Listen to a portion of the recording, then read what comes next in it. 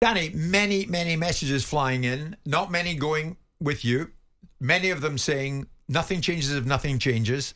So how about a different man in charge for 2024? Who? I'm looking at dozens upon dozens of messages who are all saying who would you put in charge? It is time. And that's where who would you put in charge? Well, it's not for me to appoint the next England manager, is it? But of course, asking these listeners that are all saying get rid of him, who would you put in charge? Well, Pochettino is being mentioned. Why would Pochettino Sean take the Dyche job? is being mentioned. I agree. Sean Dyche. There are names Might being as well mentioned. put Sam Allardyce back in charge. But the fact of the matter is, Danny, People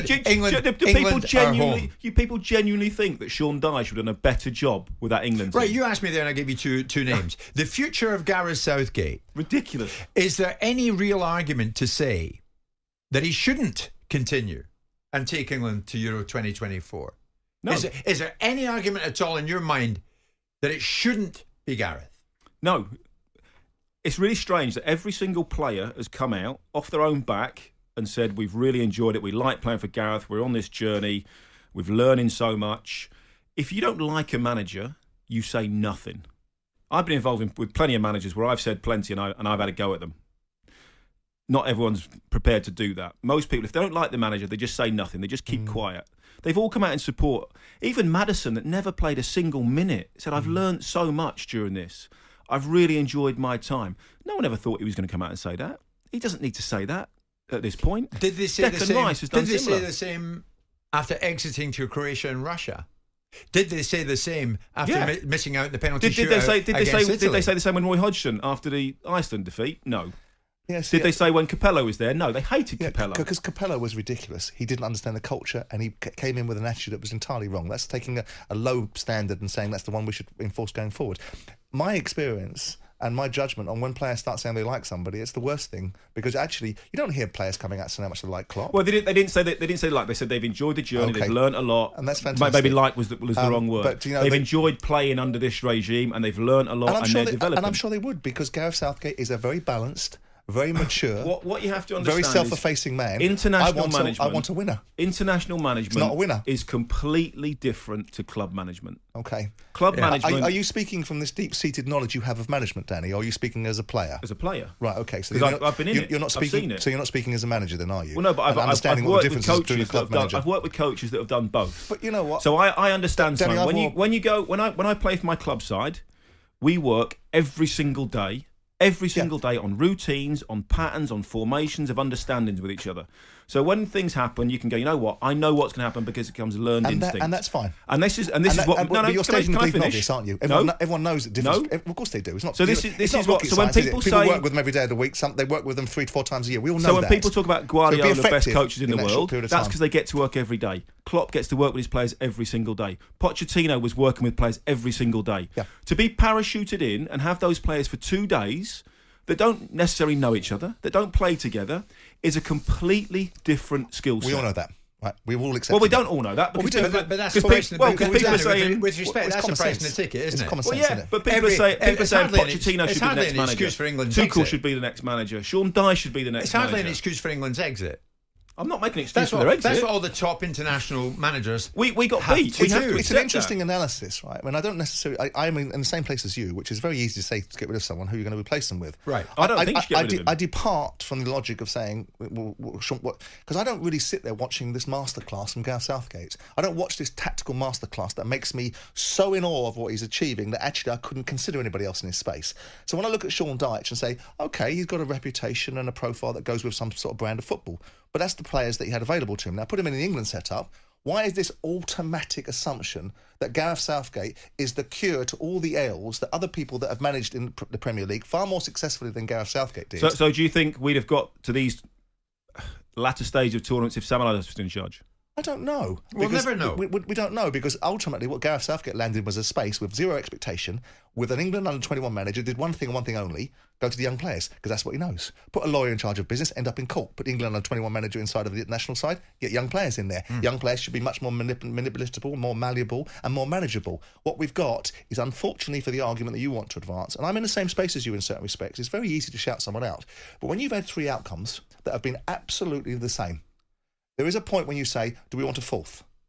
Does English football want a fourth? And if the answer is yes, then that's what we're going to get. Well, why would it be fourth? Why could you not win the next one? Because if you haven't learnt by the third time, it's very unlikely you're going to learn by the fourth. Players will not be better next time around. Not more experienced. Know how to deal with the situation. Well, look, I mean, the so you'd like to think so. I go back to the narrative of Man City, and it's always been said, "Oh, you need to learn how to play in the Champions League." But they've all got Champions League players in there. They bought them from other clubs. They're also. So you would agree that Man City are the best team in the world? Best players in the world. Best team in the world, yeah, I think so. Okay, so why aren't they winning the Champions League every time? It's a conundrum, isn't it? Because I don't give them any excuses. It's exactly the same thing. Because that's what's happening in sport. Are you comfortable with that? End of story. Like, close the book and we all move on. Knockout football. As a former England player, Danny, this must be driving you nuts. So that they're home this morning when they still should be out there. When United won the treble in '99, that Champions League game, was that down to tactics in the last 2 minutes?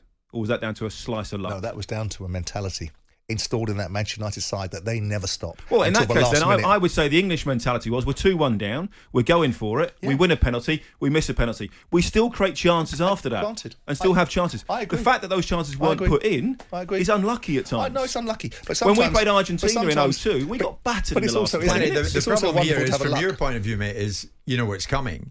Because it's widely known you're chums with Gareth. And many people say, irrelevant. Jim, tell Danny to stop backing his mate. No, it's not good enough. What's he done wrong? Danny probably what did he do knows wrong in this this is one more tournament too many. The clamour was you have to play 4-3-3. Played 4-3-3. The clamour was don't take Harry Maguire, one of our better players throughout the tournament. Absolutely fantastic the way that he was managed. Luke Shaw, not in great form going into it. Kyle Walker, not played. 19-year-old kid in midfield, given the belief. Didn't play Foden. I need to play Foden. Foden plays. Saka plays. What more could you have done in that game? Apart from win the game and stating the obvious, what more could England have done to win that game? It's easy to be saying hindsight. And I've heard some pundits say that Harry Kane shouldn't have taken the penalty. Oh my God, that's embarrassing. There's not a single football person on the planet that didn't think Harry Kane was the right person to take that penalty. But he missed it. Well, it happens. And England are home. Messi misses. Ronaldo misses. And England are home. But that happens sometimes. Ronaldo's home. But Messi's still there. But this is the debate, Messi's Danny. missed a penalty in this tournament. This is the debate. If it hadn't happened in Russia, and if it hadn't happened at Wembley up the road from here, well, in that but case, it's happened again. We should have probably got knocked out. In terms of the quality of our side in Russia, we should have been knocked out a lot earlier. By whom? Doesn't matter. No. Follow that logic through and explain it. We had a group with Panama and a load of old crappy teams that we beat, right? Then we played a crappy team to get through the stage. Well, Colombia were decent. Without the best players.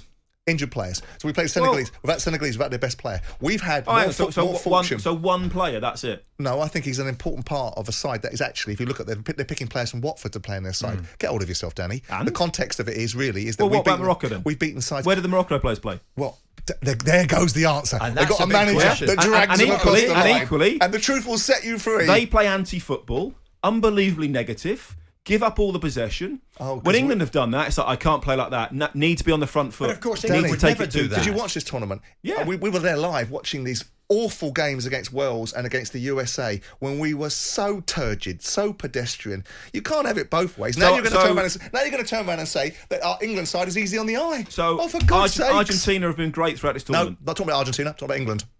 But you have to look at the whole picture. No, I have to look at England. Well, of course you do. No, I don't. They haven't played Argentina. No team. They haven't played Argentina. No team goes through a 7-game tournament and is brilliant in every single game. Spain lost their opening game and we're terrible in that first game. Well, it has to be. You have to have perspective, How confident can you be that England will win a major tournament under Southgate? I think they have a great chance of winning the next one. Okay. Just as they had in this one. Just as much chance as anybody else of the top teams I'm talking about. So, again, you go back to Manchester City this season. Should they win the Champions League? You know Southgate better than many. Should Man City win the Champions League? Do you think he'll stay in the job or do you think he'll decide now enough's enough? I think it's a 50-50. A genuine 50-50. I think that was the case before the tournament and I think that will be the case now. It's because he's exhausted. I don't think it. No, I think the criticism you get. Don't know they're born. You do. Well, criticism. It's constructive observations. People can't. Is it a one-way transaction? Being booed at Wembley by your own fans is not constructive. Well, after the performances they put out, so they should be cheered. So when they're cheered, right, that's okay. When they're booed, it's not okay. So you football people need to grow up sometimes. So again, criticism is fair. After the Euros, tactically inept, didn't do this, didn't do that. Was that really? Come on. Yeah, but you keep on using this word tactically inept. You said to me a moment ago, I called him inept. Read the papers, Simon. No one's in this room's called him inept. Read the papers. Sure. Didn't make the right tactical decisions. So do you respect journalists then? Are you a big respecter of journalists? Some of them. Some of them you are. And the ones that write these sort of things, would you respect their opinion? Probably not. You'd ignore it. You say it's flies of water for duck's back. Yeah, I would, yeah. And I'm sure Gareth Southgate would be the same. So when we talk about the reality of what criticism from absolutely irrelevant people, you ignore it, don't you? So listen to all the football people that have been in and around that have played, that have managed, that have been in those situations, all suggesting that Gareth stays. And the reason being, primarily, is because they can't come up with a name that's better.